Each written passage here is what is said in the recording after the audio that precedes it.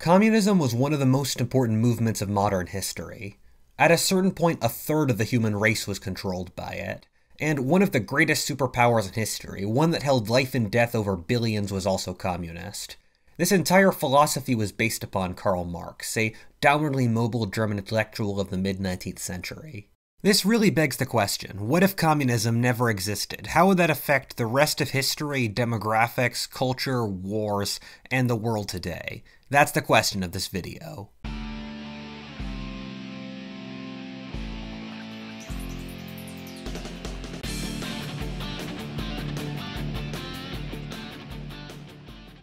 Before we start, this alternate history video is sponsored by an alternate history card game. Forks in the Timeline is a party card game about creating different alternate history scenarios with cards, with each card being a different alternate history question, like, what if the Roman Empire survived until the present? Or, what would the world be like if incompetence was a vital skill?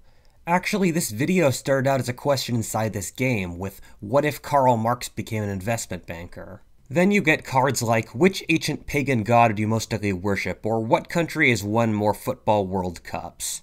The person who makes the best argument, whether crazy, funny, accurate, or whimsical, gets the point. I've played this game and I can personally say it's a huge amount of fun.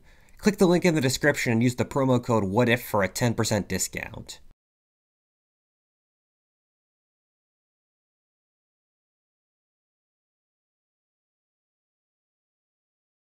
So let's shoot the elephant in the room. If you watch more than a little of this show, you know I'm a vehement anti-communist. However, I think this bias is entirely justified. I mean, communism killed something in the range of 90 million people in less than 90 years.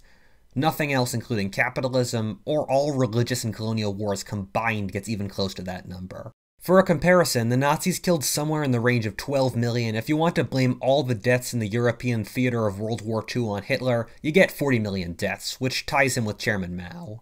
All the Marxists in the comments are gonna say that wasn't real communism, but that's an argument that can work for any failed ideology. That wasn't real fascism. That wasn't real theocracy. That wasn't real Inquisition. Similarly, people say communism failed due to blank variable rather than just throwing out the whole philosophy. However, if we're running an experiment, communism has been tried on basically every variable. There have been upwards of 18 communist nations, existing in every climate, every continent, every civilization.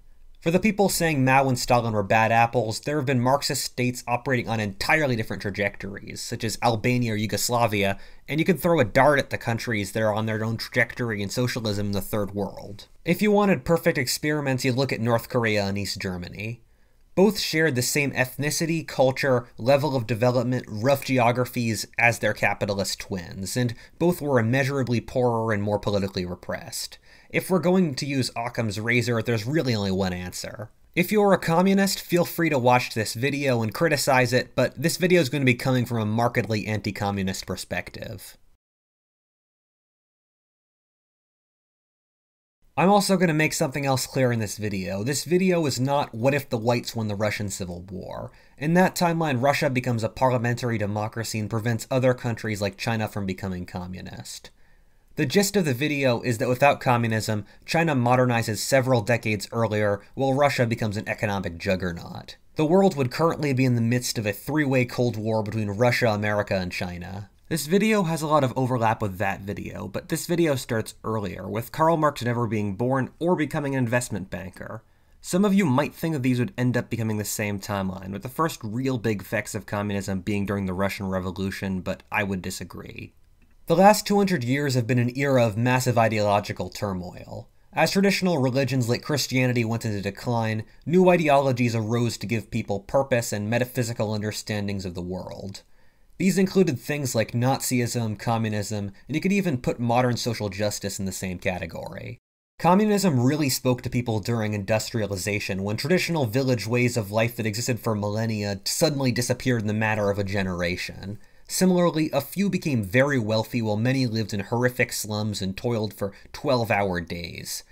The early stages of industrialization are often driven by rural population surplus, meaning wages were kept low for factory workers as human labor was cheap. Some new ideology would have shown up to speak to people in these new circumstances. We just have to figure out what it would be. Barring minor variations on communism, I'm guessing it would be Christian socialism. The first monasteries were originally communistic, and Christianity speaks strongly against the search for profit. Communist-like movements in which the leaders pronounced the division of property and sharing everything in common with their followers are innumerably common in the history of Christianity. They've continually popped up with remarkable frequency, normally fizzling out. The most notable example being the early Anabaptists in 16th century Germany. In fact, there's a very interesting theory propounded by the historian Carroll Quigley that the right-left divide in the West is based off the divide in Christianity between the traditional Christianity that many of the early church fathers propounded and Augustinianism. The first position holds that man was inherently good and needed gentle guidance. We would all be in heaven if we could learn to share and love. The Augustinian view was pulled originally from Manichaeism, and says that mankind is inherently sinful and the world is an endless struggle between the forces of good and evil. Force and discipline are needed to crush evil. This debate has been wrapped up in terms of Hobbes and Rousseau in recent centuries, but has been central to all of Western civilization. Communism is basically dependent upon the first view of humanity, that humanity is basically good and altruistic and sharing will make things better. You might be thinking that the rise of science resulted in the decline of Christianity and other traditional religions, and that's what happened in our world, but I don't think it had to happen, at least not in the timescale it did in our world. Religion was remarkably strong before the World Wars. The Western world was actually in a strong religious revival in the 19th century. Christianity, although in a deist form, is even strong among intellectuals. Similarly, in the last century, an era of massive technological progress has also been an era of immense religious growth in areas like Africa, Latin America, the Islamic world, and the American Red States. Religion and science can coexist, they just need to figure out parameters by which they can cooperate. Before World War I, the general idea was that Christianity would control social mores and science would be used for material questions like technology, politics, etc. This view collapsed since A, the world wars were so horrifying that people lost faith in traditional ways, and B, that the worldview offered by Marxism was far more attractive to the intelligentsia. This was because Christianity offered a worldview where humanity would always be subordinate to God, and humanity had to change their actions for God's will. Meanwhile, in the Marxist dialectic of history, the revolution of the working classes and communism would be inevitable, with those leading the charge, namely intellectuals, being the anointed. This is the big reason that academia is so decisively left-wing today, around the world. The secularization of society was mostly a top-down move. Among European Protestant churches, for example, the move mainly occurred in the 1960s as the clergy became heavily Marxist and started to use the churches for political causes.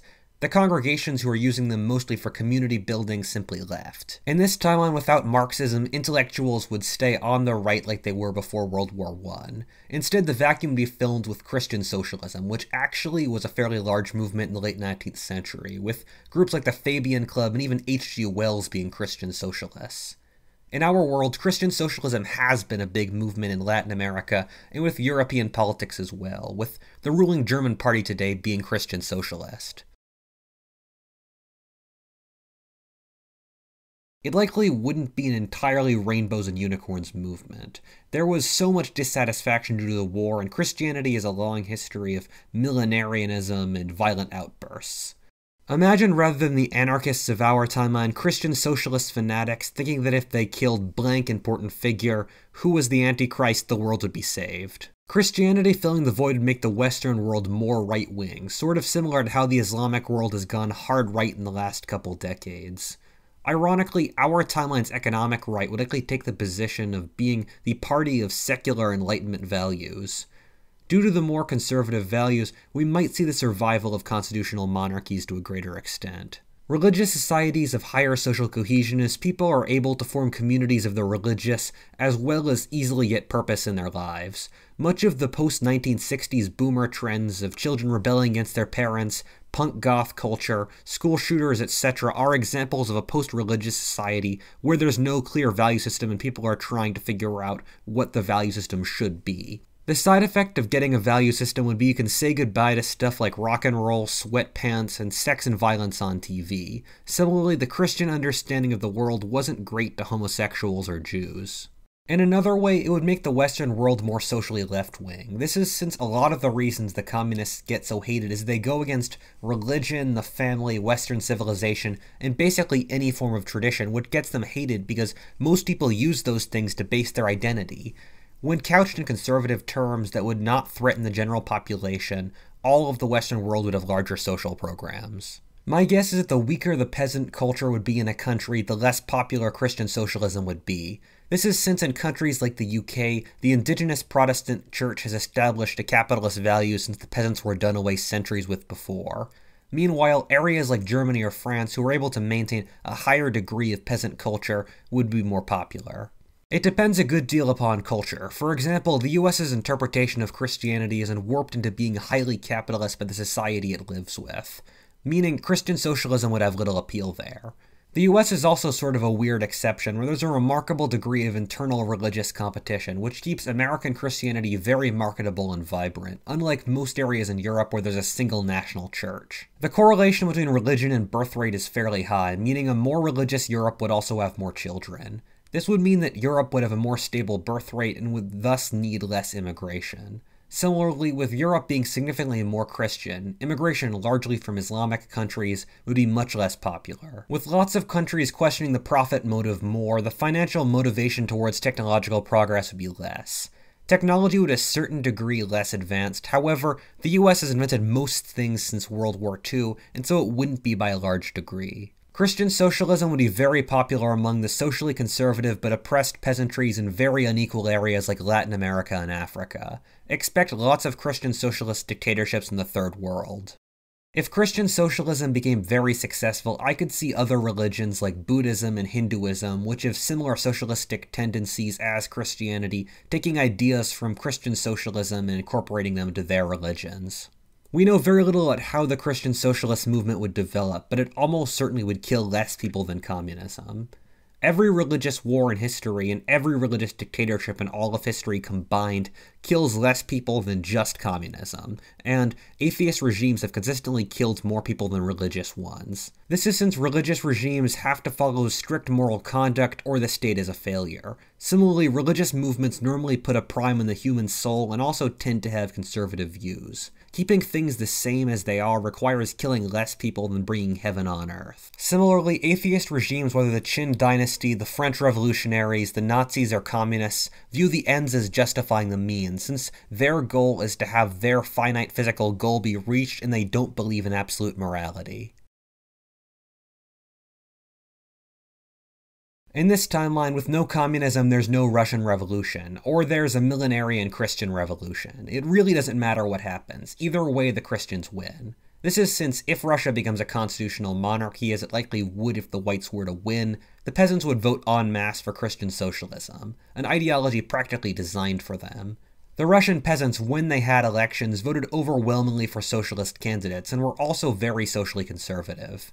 Backwoods Russian orthodoxy also has a strong millenarian streak. This would transform Russia into an effective theocracy. Nazism wouldn't exist in this timeline, at least not in the way it did in our timeline. A huge factor that let the Nazis rise to power was the huge fear on the part of the average German that a communist takeover would destroy German civilization. However, the social factors that led to Nazism existing in our timeline would still be there. Similarly, Darwinism posits an interesting rebuttal to the Christian worldview that's so compelling that I can't imagine it not being used.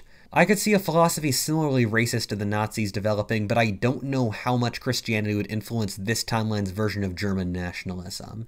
Anti-Semitism, meanwhile, is nothing new in the history of Christianity. Similarly, the geographic and geopolitical realities that resulted in World War II in our timeline would likely still be there, meaning we'd likely still see World War II in the following division of Europe between the Russian and Western elements. After World War II, we could possibly see a greater survival of colonial empires. This was since a big reason for decolonization was that the Europeans lost faith in their civilizing mission and that they were superior, and thus had the right to colonize other nations.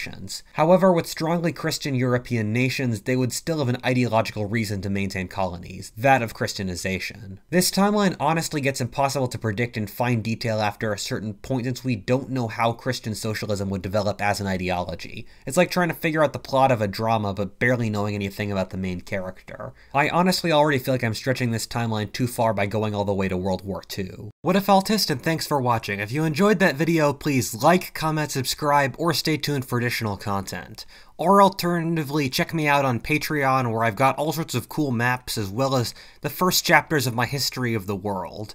As always, thanks so much for watching and have a great day.